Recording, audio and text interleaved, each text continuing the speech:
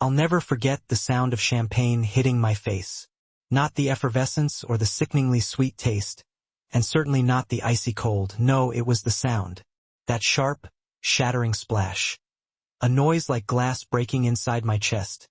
Immediately followed by the high, cruel chime of Eleanor Ashford's laughter as she publicly branded me trash in front of 200 of the city's elite.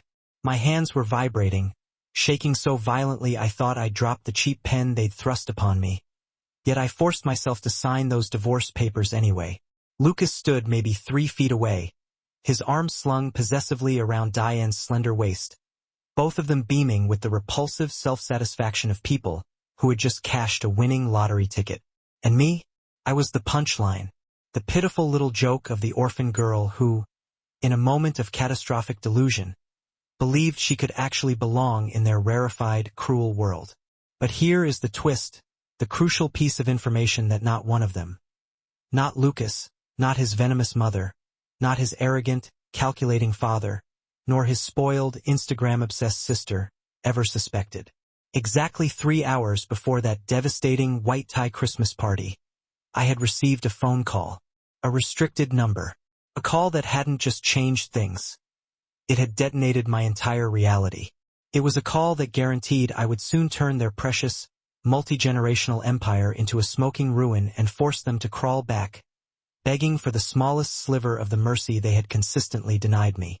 If you are someone who truly believes karma is a tangible, satisfying force, and if you live for the moment when arrogant bullies finally face the reckoning they've earned, then you absolutely must hear this story.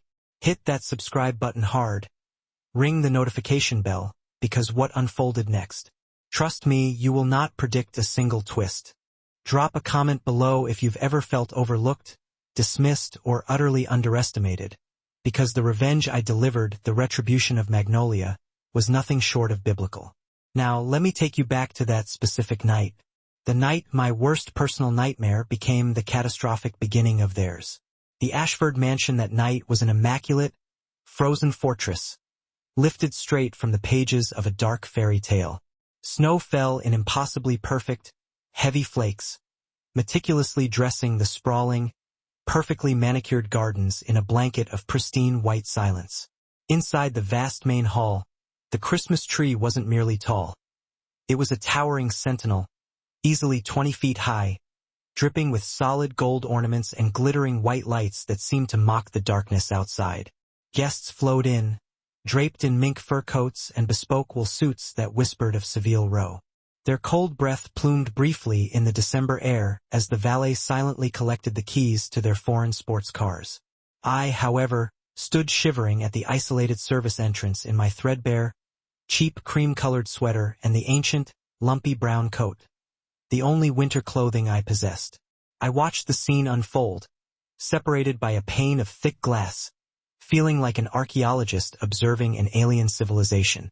I had been married to Lucas Ashford for 4 excruciating years.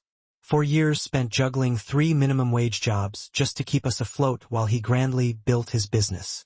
4 years enduring the corrosive, daily poison of his mother, Eleanor, who treated me with less respect than the hired cleaning staff. 4 years watching his father, Gregory, look through me as if I were a piece of dried mud clinging to his prohibitively expensive leather shoes. And 4 years of his sister, Vanessa, broadcasting endless social media posts with vile, pointed captions about how some people simply don't understand the concept of knowing their place. I was nobody, a state-raised orphan.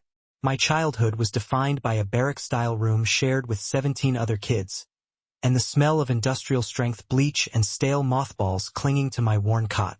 I had no history, never saw a photograph of my parents, never blew out candles on a birthday cake, and never owned a single item that wasn't either a meager donation or heavily secondhand. When Lucas, this golden boy, first noticed me at the downtown coffee shop where I was slinging lattes, it felt like divine intervention, a legitimate miracle. He was undeniably handsome, radiating a manufactured charm, and descended from generations of established wealth. He swore he loved me. He insisted that my past meant nothing. I was utterly, pathetically naive. Eleanor herself answered the service door that night, an act of intentional malice. She was draped in a suffocating burgundy velvet dress that likely cost more than my entire annual income. Her diamond Riviere necklace captured the harsh light of the chandelier, and she fixed me with a stare. The exact expression one reserves for discovering a persistent, irreparable stain on new white carpet. "You're late," she hissed, her voice low and sharp. "The guests require drinks. Get inside and make yourself useful." Not hello, not Merry Christmas. Just the immediate, cold issuance of orders. I swallowed the thick, metallic taste of my own pride, a skill I had perfected, and walked into the house that had never, for a single moment, felt like home. The party was already at a frantic, glittering peak. Men in sharp charcoal and slate-gray suits were clustered, exchanging loud boasts about their stock portfolios and exclusive golf course memberships. Women, statuesque in rustling silk gowns and wraps of genuine fur, shrieked delighted laughter while recounting their decadent winter escapes to Aspen and Paris. And there I was, a ghost weaving through them with a heavy tray stacked high with chilled champagne flutes. I was utterly invisible, noticeable only when a powerful hand needed a quick refill. I spotted Lucas across the vast expanse of the room, and my heart performed that familiar, idiotic little flip it always did, refusing to learn its lesson. He was flawless in a dark, custom-tailored suit, his hair meticulously styled. But he wasn't alone. Latched onto him was a woman, breathtakingly tall and sleek, wearing a liquid champagne-colored gown that seemed to pour over her body. Her hand was resting proprietarily on his forearm. Her name was Diane.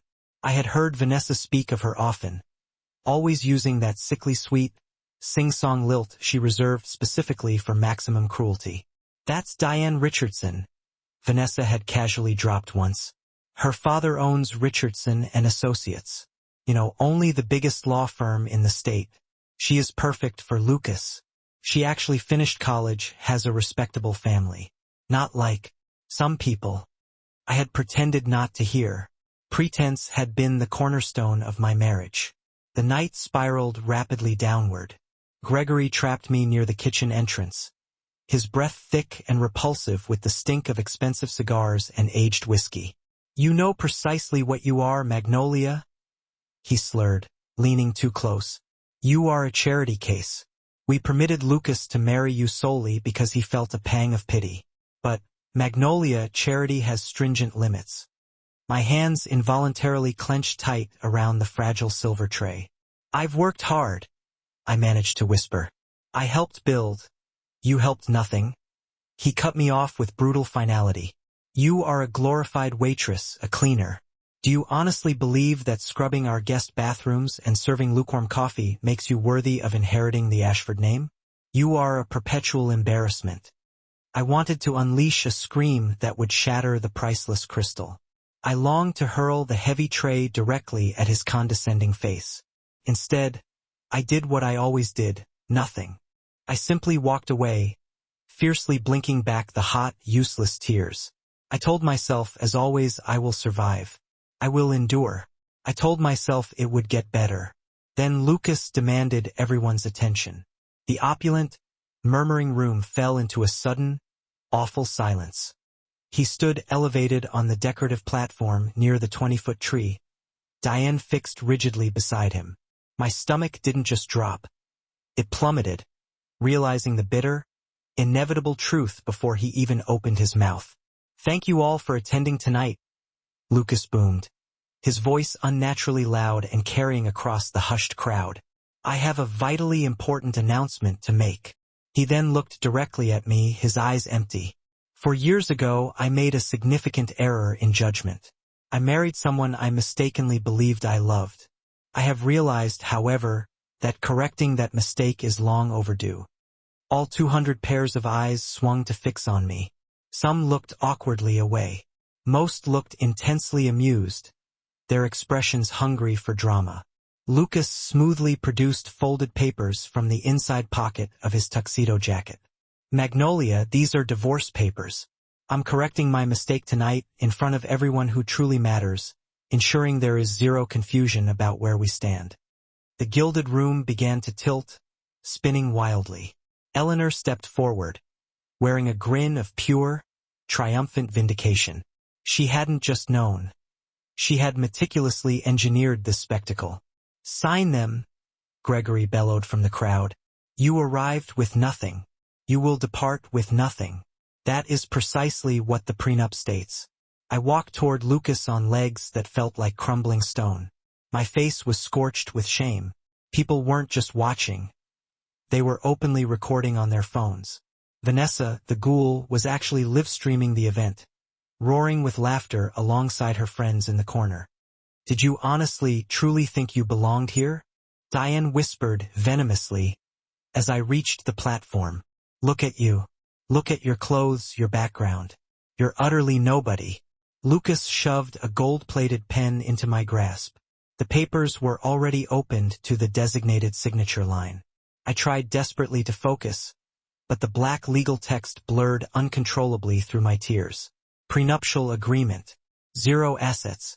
0 compensation. That was the precise moment Eleanor launched her full flute of champagne at my face. The liquid was violently cold and sickeningly sticky, instantly soaking through the thin fabric of my sweater.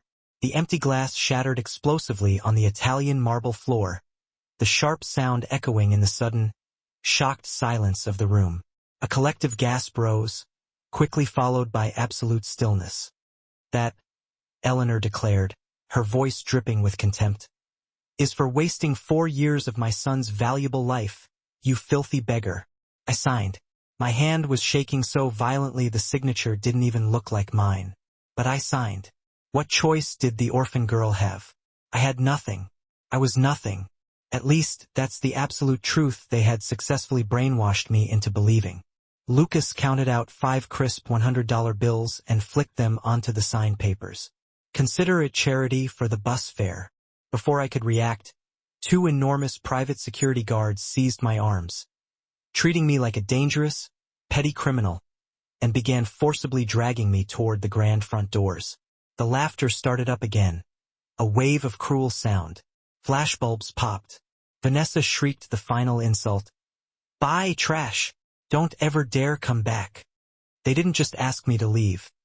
They literally threw me out the ornate front gates, dropping me onto the fresh, cold snow. My simple, fake wedding ring slipped off my frozen, numb finger and vanished instantly into the pristine white blanket. I didn't even bother to look for it. I found refuge 3 miles away in the sterile, fluorescent lighting of a 24-hour diner. My phone battery was at 2%. My cheap sweater was still damp and sticky with Eleanor champagne. I totaled my net worth, $247. I had 0 assets and absolutely nowhere to sleep. I was hyperventilating, crying so intensely I couldn't draw a proper breath. The weary waitress kept shooting me pitying glances, and the pity was somehow worse than the cruelty. That's when my phone screamed with an incoming call. Restricted number. I almost ignored it, assuming it was a late-night bill collector, but some primal instinct made me answer. "Miss Wellington?" A woman's voice. Ultra-professional. Urgent. "Wrong number," I choked out, wiping tears. "My name is Magnolia Ross." "Your birth name," the voice corrected with unnerving certainty, "is Magnolia Grace Wellington. I am calling from Wellington Global Industries. Concerns your father." It had to be a sophisticated scam. I had encountered them before, predators hunting desperate people. The phone rang again, relentless. "Please, just listen to me," the voice insisted when I finally picked up again. "My name is Patricia Chun. I am an attorney. I am currently sitting in the black sedan outside your diner with a man named Harold, our private investigator. We have been searching for you for 24 years. If you grant us precisely 5 minutes, we can prove everything." I cautiously glanced out the grease-streaked window. A sleek, imposing black car idled silently in the parking lot. 2 figures emerged. An older man in a tailored tan overcoat and a sharp, severe woman in a gray peacoat. They walked into the diner, scanning the room, and then sat down directly across from me, their composure unsettlingly normal. Harold immediately slid a thick manila folder across the sticky tabletop. "Open it." Inside were stacks of pristine photographs, definitive DNA test results, meticulous legal documents, a valid birth certificate, and a photo of a woman who was eerily, uncannily identical to me. The same exact eyes, the same facial structure, holding a tiny, swaddled newborn. "That is Catherine Wellington," Patricia said softly, her voice now soothing. "Your mother. She died the night you were born." I was incapable of speech. I felt paralyzed, unable to draw air. Harold leaned closer, his expression earnest. "Your father is Jonathan Wellington. He owns Wellington Global Industries, hotels, high-end real estate, technology. It is a $62 billion global empire. You were stolen from the hospital nursery the night your mother died by a nurse named Ruth Coleman. She raised you in absolute poverty, never told you the truth. When she died 8 years ago, she left behind a confession letter. It has taken us 8 years of continuous searching to finally track you down. This is utterly insane," I managed to whisper. "Your father is dying," Patricia stated plainly. "Pancreatic cancer. He has perhaps 6 months left. His single dying wish is to meet his daughter, to give you everything that should have been yours from the very beginning." I started laughing then, a wild, hysterical sound. Not because it was funny, but because the sheer magnitude of the situation was too great, too impossible to process. Hours ago, I was physically thrown out of a mansion and branded as garbage, and now these people were claiming I was the sole heir to a global fortune. "Prove it," I challenged, my voice shaking. Patricia immediately pulled out her phone and made a single, rapid call.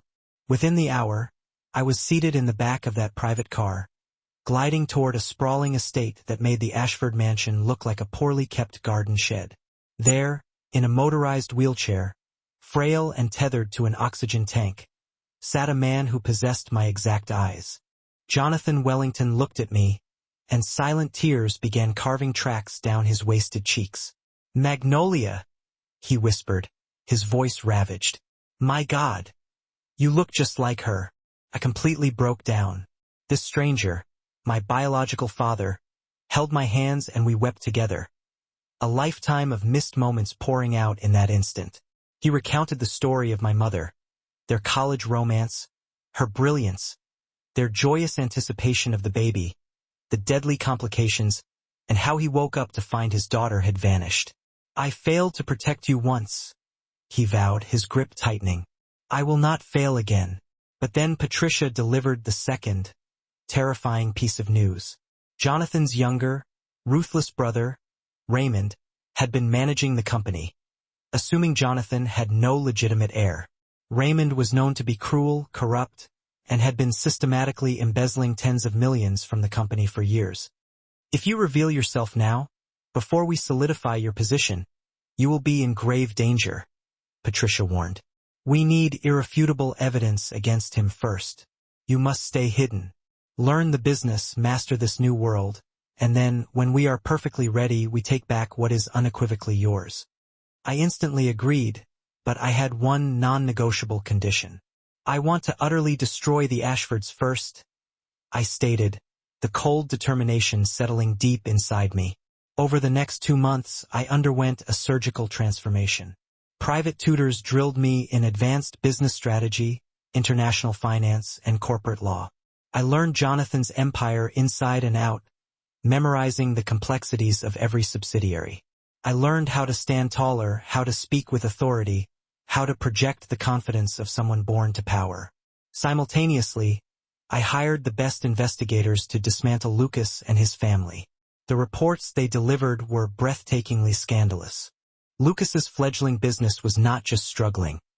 It was catastrophically failing, carrying $2 million in unsecured debt. He had married Diane not for love, but in a desperate bid for access to her father's influential law firm. Gregory's supposedly rock-solid company was under a quiet, intense federal investigation for fraud. Eleanor's expensive shopping trips were actually hiding a crippling gambling addiction, having hemorrhaged $800,000. Vanessa was frantically trying to suppress a severe blackmail attempt over a scandal I won't detail. But the most galling betrayal?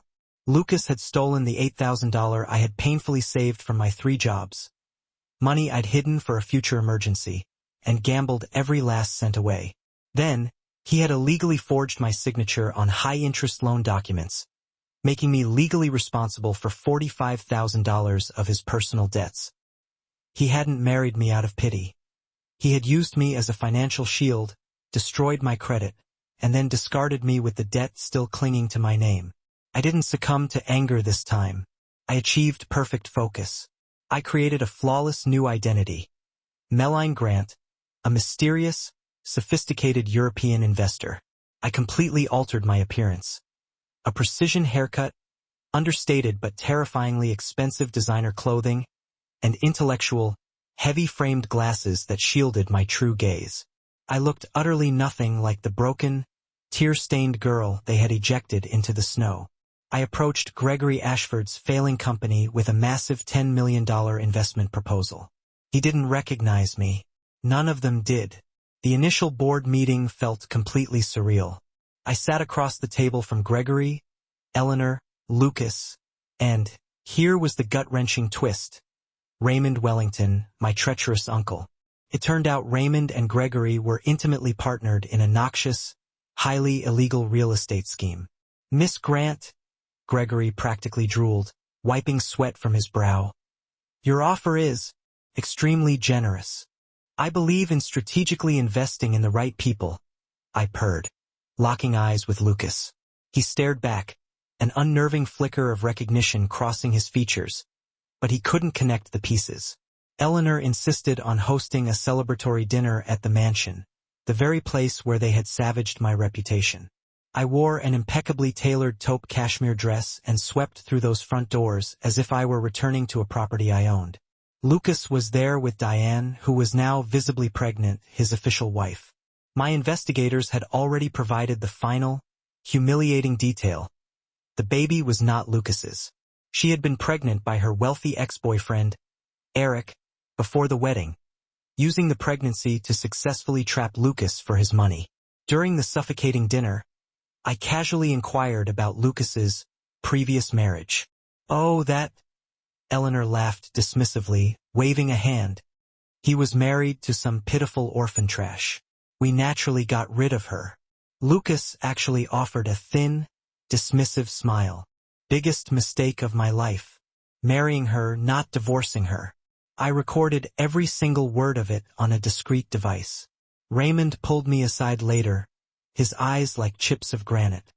Something about you feels fundamentally off, he stated, his voice dangerously low. My brother Jonathan keeps dispatching spies to investigate my operations. If you are one of them, you should be fully aware that I have destroyed people for significantly less. I am merely an investor seeking high returns, I replied calmly, meeting his hostile stare. But I knew the clock was running down. Then Patricia called with the worst news. Jonathan had collapsed. He was in the hospital, failing faster than anyone anticipated. I raced to his bedside. He grabbed my hand with the last vestiges of his strength. Finish this, he rasped, struggling for air. Take what is yours, Magnolia. Destroy them all. I made my final, irrevocable decision right there. No more waiting. I called an emergency shareholders meeting at the headquarters of Wellington Global Industries. I invited everyone. The Ashfords, Raymond, the top media outlets, investors, and every board member. I announced that Melline Grant was preparing to announce a spectacular, industry-changing merger. The conference room was packed, buzzing with anticipation. Raymond sat confidently in the front row, radiating arrogance. The Ashfords were huddled together, giddy with the certainty that they were about to become exponentially richer thanks to my investment. I walked in wearing a deep burgundy wool dress, a purposeful, powerful echo of Eleanor's dress on that humiliating Christmas night. I looked completely different again. Polished, lethal, utterly powerful. I stood at the custom-built podium and slowly surveyed every face in that room. My name is not Melline Grant, I announced, my voice clear and resonating, amplifying perfectly through the sound system. I slowly removed my sophisticated glasses. Lucas's face immediately turned a sickly, ashen white. My name, I repeated, letting the weight of the name drop, is Magnolia Grace Wellington. I am the biological daughter of Jonathan Wellington, and I am the sole, legitimate heir to Wellington Global Industries. The enormous room instantly devolved into chaos. People shouted. Cameras erupted with flashing light. I didn't pause. I have irrefutable evidence proving that Raymond Wellington systematically embezzled $50 million from this company. Federal agents are positioned outside the doors, ready to execute an arrest. I nodded once, sharply. Agents in charcoal suits surged into the room. Raymond tried desperately to bolt. They tackled him to the marble floor. I also possess extensive evidence that Gregory Ashford engaged in criminal fraud and illegal real estate schemes in active partnership with Raymond Wellington. More agents materialized. Gregory was seized, his hands quickly encased in cold steel handcuffs. Eleanor began a high-pitched, hysterical scream. Vanessa started openly sobbing. I turned to Lucas, my expression utterly flat. You threw $500 at me and condescendingly called it charity. You claimed I came from nothing. I held up a sheaf of documents. I now own the building from which your family's company operates. You are currently my tenants, Lucas. Effective immediately, your lease is terminated. You have 30 days, maximum, to vacate the premises. Lucas looked genuinely sick, clutching the podium for support. You stole my $8,000. You forged my signature and attempted to saddle me with $45,000 of your personal debt. I offered a small, chilling smile. I have legally transferred those debts back to your name. You now owe every single penny. Then I faced Eleanor, who was being restrained by a security guard as she lunged at me. You threw champagne in my face and called me trash. Wellington Industries is now pulling every investment, every line of credit from Ashford Corporation. Your company will collapse completely within the next few weeks. Eleanor sank to her knees, a broken heap of velvet and despair. Finally, I turned to Diane, my gaze hard and unwavering. You are pregnant with another man's child. Lucas doesn't know the truth, does he? I projected text messages and forensic financial reports onto the enormous screen behind me. Diane and Eric, her ex-boyfriend, meticulously planning the entire financial trap. Lucas stood there, utterly, completely annihilated. I walked out of that decimated room, my head held high, the cacophony of their screams, their cries, and the sounds of them destroying each other echoing behind me. My father died 3 days later. I was holding his hand. His final, precious words were, "Your mother would be so incredibly proud." 6 months later, I stood in the breathtaking corner office that was now undeniably mine. Wellington Global Industries wasn't just surviving. It was radically thriving. I had purged the corruption, established new ethical standards, and mandated complete transparency. I used my immense fortune to establish global scholarships for orphans, funding quality education and mentorship. I built extensive affordable housing projects, finally utilizing power and money to genuinely help people. The Ashfords? Gregory was serving time in a minimum security federal prison. Eleanor was completely bankrupt, forced to inhabit a cramped, one-bedroom apartment in a forgotten suburb. Lucas was working 2 shifts at a dilapidated gas station outside the city limits, suffocating under the weight of his mounting debt. Vanessa had vanished entirely from social media, too consumed by shame to show her face. Diane's baby was born, and predictably, Eric had abandoned her. Raymond was justly sentenced to 15 years in federal prison. I visited my parents' graves that winter. Snow was falling gently, just as it had been on that fateful night at the Christmas party. I placed a bouquet of white flowers on both headstones. I was never the trash they said I was, I whispered to the cold marble. I was always your daughter. I was always worthy. I walked away from that serene cemetery knowing the deepest truth. They didn't break me. They inadvertently, brutally, set me free. Every single insult, every moment of raw humiliation, every deliberate act of cruelty. It all paved the road that led me directly here, to the life I was born to claim, and to the immense power I was meant to wield.